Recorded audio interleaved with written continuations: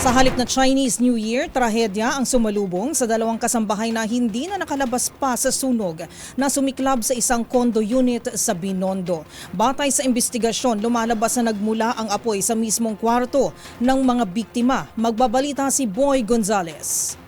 Dalawang kasambahay ang namatay sa nangyaring sunog sa isang unit ng condominium building sa Chinatown ng Pin Street, Binondo, Manila kanina madaling araw, Chinese New Year.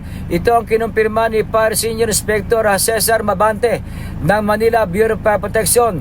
Ayon kay Mabante, ang bangkay ng dalawang yaya ay nakita sa isang kwarto sa 35 palapag na Angkor Sky Suite. Nagsimula ang sunog sa mismong kwarto ng mga biktima alas 3:30 na madaling araw. Sabi ng mga bumbero, may mga fire exit, sprinkle at may dalawa namang pintuan ang nabanggit na kwarto, ngunit hindi agad nakalabas na posibleng nasuffocate ang dalawang biktima.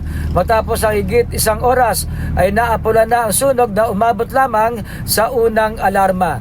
Nagsagawa ng investigasyon sa ika-35 palapag ng Angkor Sky Suite building ang scene of the crime operative ng Manila Police District.